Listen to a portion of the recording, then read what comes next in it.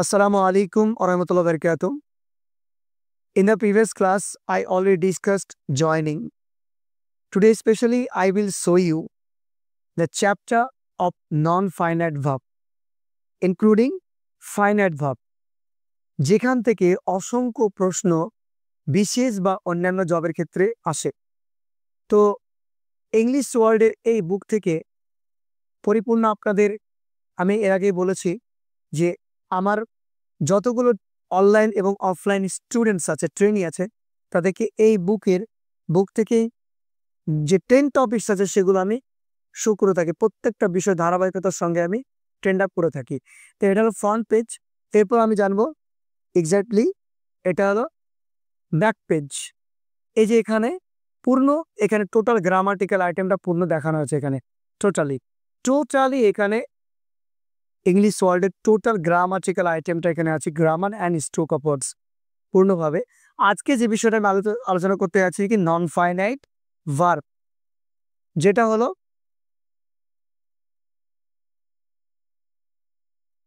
এইটা।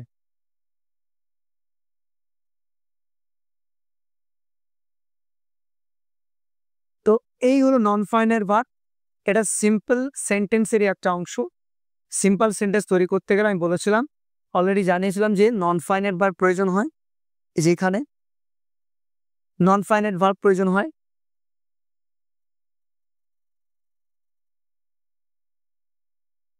তো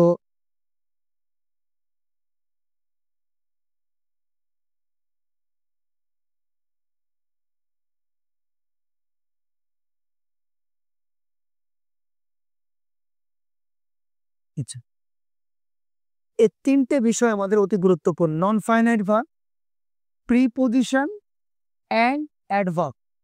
If you have clear concept about these three, you will be able to make simple sentence very easily.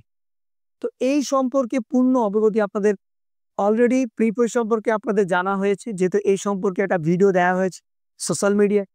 তারপর adverb সম্পর্কে with adjectives you have to add LY. অ্যাডজেক্টিভের সঙ্গে LY যুক্ত করে adverb তৈরি করা হয়, যেমন bad, badly, smartly, actually, correctly, immediately, peacefully, unfortunately, fortunately LY যুক্ত করে উদাহরণ দেওয়া হয়। এই উদাহরণটা এখানে বোঝানো হয়েছে যে গোয়িং টু কলকাতা, এটা নন ফাইডের প্রথম উদাহরণ দেওয়া আছে।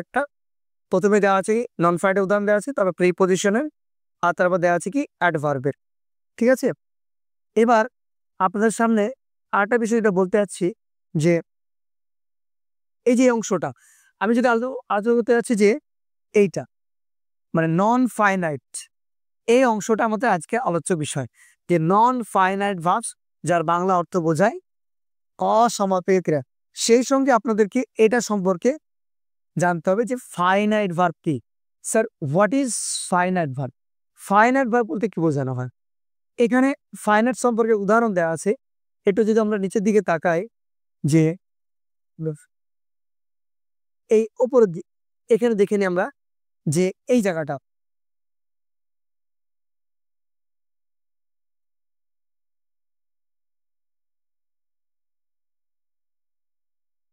এটা কথা বলছি যে ফাইনাইট ভার্ব, আমি পড়ি, আই রিড, মানে একটা পরিপূর্ণ বাক্য তৈরি হয়ে গেছে। সাবজেক্ট প্লাস ভার্ব, আপনারা জানেন সাবজেক্ট প্লাস ভার্ব হলে তো বাক্য তৈরি হয়ে যায়। তার মানে এটা কি, এটা অর্থ বহন করে একটি ভার্ব, যেটা বাংলা যার একটা বাক্য সম্পূর্ণ করতে সাহায্য করেছে। অর্থাৎ ফাইনাইটের অর্থ কি সমাপেক্ষিক ক্রিয়া, বাক্যের অর্থ পরিপূর্ণ সম্পূর্ণ করতে পারে, কিন্তু নন ফাইনাইট কিন্তু করতে পারে না।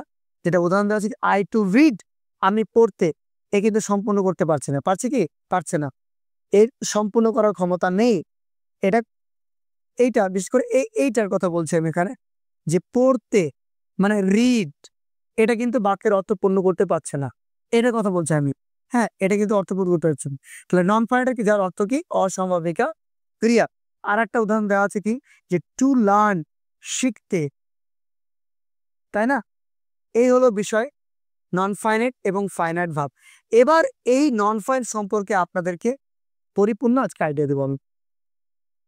নন ফাইনাইটের এই হলো লিস্ট, নন ফাইনাইটের পূর্ণ লিস্ট এখানে দেওয়া আছে।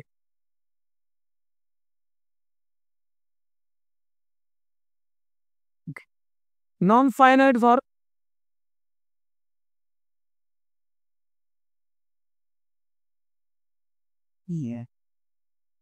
এই যেটা বললাম আমি যে নন ফাইনাইট ভার্ব অসমাপিকা ক্রিয়া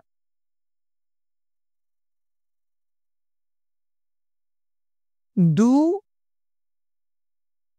টু ডু ডুইং হ্যাভিং ডান এটা কি হিসাবে অ্যাজ অ্যাডভার্ব অ্যাডভার্ব হিসাবে এর অর্থ প্রকাশ পায় এরপর আমরা জানবো কি অ্যাজ অ্যাজেক্টিভ অ্যাজেক্টিভ হিসাবে কি মিনিং প্রকাশ পায় এখানে ডুইং আছে তারপর ডান তারপর টু ডু নেক্সট আমরা জানবো as noun doing to do আর ডুয়ার একটা নতুন একটা ভাব দিচ্ছি দেখুন আমি এখানে প্লে কথাটা অ্যাপ্লাই করছি প্লে তাহলে আপনি তৈরি করতে পারবেন অনায়াসে তৈরি করতে পারবেন play to play playing having played playing played to play playing to play player একই রকম যদি গো আমি যদি বলি গো অ্যাপ্লাই করি কি বলবো তাহলে go to go going having গান গোয়িং গান to go going to go গোয়ার এবার আমি আপনাকে যেটা বুঝাবো নোট ডাউন করে নিতে হবে আপনার খুব সহজে বোঝার চেষ্টা করুন যে এই টু ডু এটার মানে বোঝায় মানে টু প্লে আমি টু প্লে দিয়ে বোঝাই এই টু প্লের মানে বোঝায় বাংলা অর্থ বোঝায় খেলতে খেলতে আর খেলার জন্য খেলার জন্য বা খেলার মতো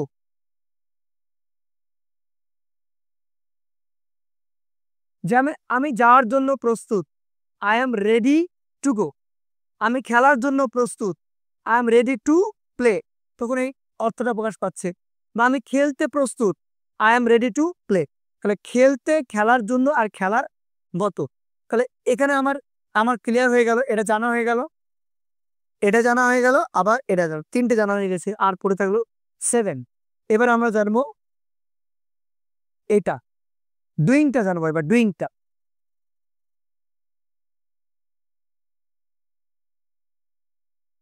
ডুইংটা এই ডুইং এর মানে কি বোঝাবে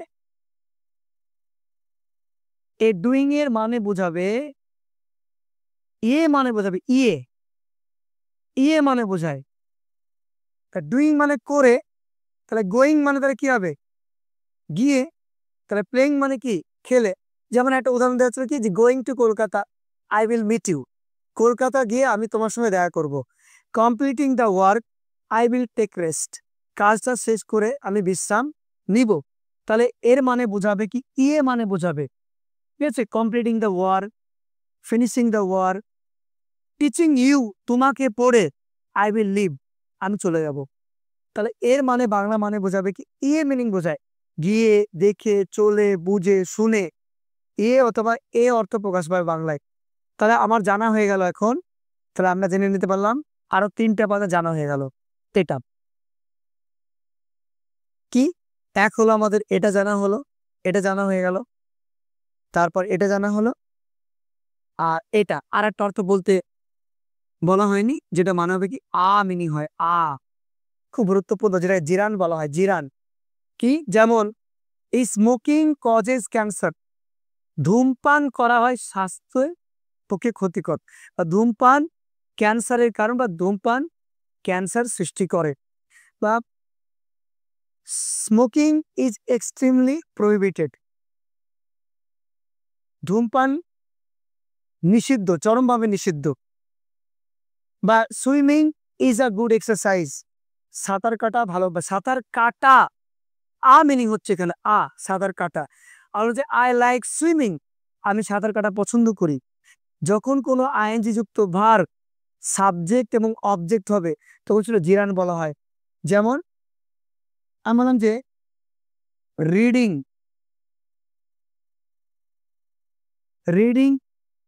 is a good habit. Reading is a good habit, তাহলে রিডিংটা এটা সাবজেক্ট। আর আমি বললাম যে আই লাভ রিডিং, আমি পড়া পছন্দ করি। পড়া বললাম বাংলা মানে কি কথা বলেছি আমি, মিনিং প্রকাশ পায় আ, তাহলে আই লাভ রিডিং, আমি পড়া পছন্দ করি। এটাকে বলা হয় জিরান বলে, মানে যার অর্থ কি বাংলা নাউন, নাউন বোঝায়। যখন আইনযুক্ত ভার্ব বাক্যে সাবজেক্ট এবং অবজেক্ট হয় তখন সেটাকে জিরান বলা হয়। এবারে অসংখ্য প্রয়োগ দেখতে পাওয়া যায় ইংরেজিতে। তাহলে এই যে জিরানের কথা বলা হয়েছে, এখানে জিরান বলা হয়েছে যে অ্যাজ এ নাও, জিরান এখানে বলা হয়েছে। তো এটা জানা হলো আমাদের, তাহলে 6 জানা হয়ে গেল। এবার আমরা জানবো যে এটা বেয়ার ইনফিনিটিভ, মানে এখানে টু বসবে না। কোন ক্ষেত্রে? যদি বাক্যে সি, হেল্প এগুলো দেখতে পান, সি হেল্প এই ভার্ব বা আরো অনেক ভার্ব আছে, যদি এগুলো দেখতে পান তবে এদের প্রয়োগটা বেশি দেখতে পাওয়া যায়। যেমন সে আমাকে, সে আমাকে পড়তে সাহায্য করলো, সে আমাকে পড়তে সাহায্য করলো।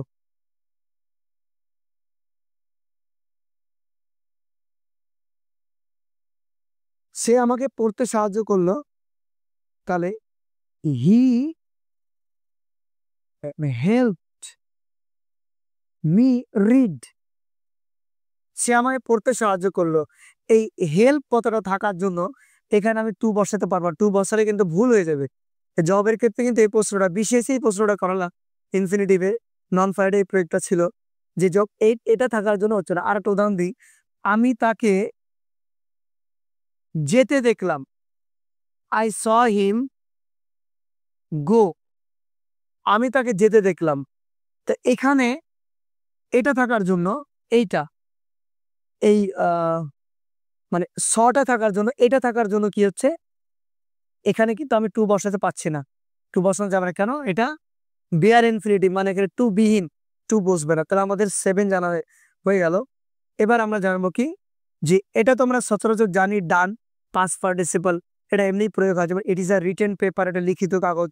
সেন্ড লেটার, প্রেরিত পত্র। রিসিভ বুক, গৃহীত বই। তাহলে ভার্বের 3 নম্বর অ্যাপ্লাই হয় এভাবে।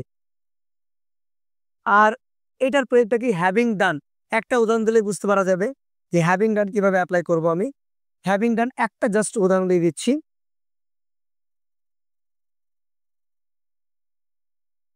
হ্যাভিং ডান,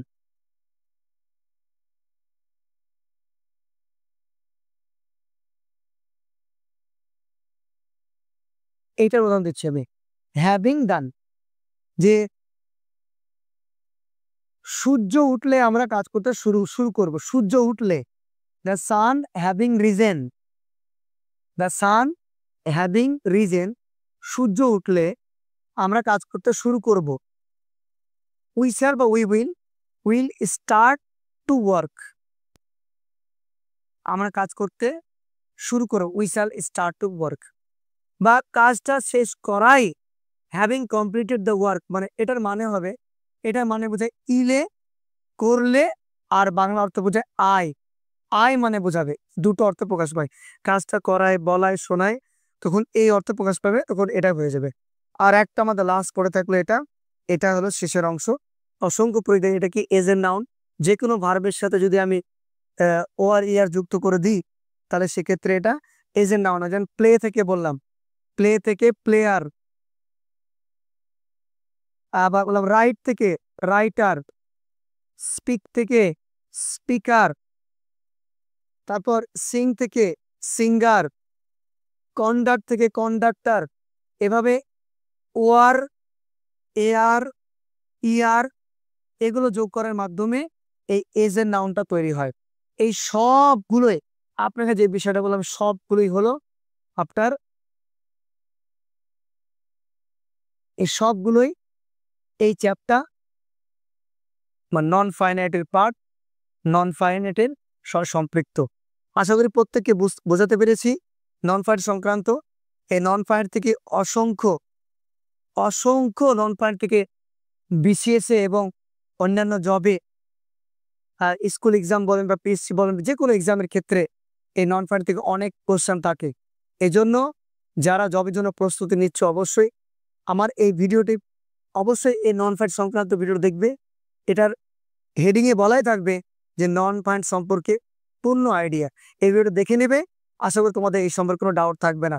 আমি এর আগে ভিডিও আলোচনা করেছি, জয়েনিং সম্পর্কে পূর্ণ ভিডিও বানিয়ে দিয়েছি। নন ফাইট সম্পর্কে অনেকের প্রশ্ন ছিল, কমেন্ট এসেছিল, স্যার ওই নন ফাইট সম্পর্কে একটা ভিডিও তৈরি করে দিন। তাই তোমাদের উদ্দেশ্যে আমি এই নন ফাইট সম্পর্কে একটা ভিডিও বানিয়ে দিলাম। আশা করি তোমাদের জয়েনিং সম্পর্কে কোনো অসুবিধা হবে না। আর একটা রিকোয়েস্ট, যেটা চ্যানেলটি নিউলি আমাদের চ্যানেলটা খোলা হয়েছে, তো আমাদের ইমপ্রুভমেন্ট বা রিচ প্রয়োজন আছে। অবশ্যই তোমরা যারা তোমাদের খুব নিকটস্থ বন্ধু, যারা ক্লোজেস্ট ফ্রেন্ডস আছে, তোরা অবশ্যই আমাদের এই চ্যানেলটি, YouTube channel Mohammad Raihan sir এই নামে চ্যানেলটি রয়েছে এবং এই নামে ইনস্টাগ্রাম এবং ফেসবুক রয়েছে। তোমরা অবশ্যই তোমাদের ক্লোজেস্ট ফ্রেন্ডের সাথে শেয়ার করবে, অবশ্যই শেয়ার করবে। সাবস্ক্রিপশন ইনক্রিজমেন্টের জন্য অবশ্যই তোমরা শেয়ার করবে। This is Ernst request to all the learners, all the educated persons. Please subscribe and also you will share with your closest friends to increase, to spread this video all over India. Thank you so much. All the best.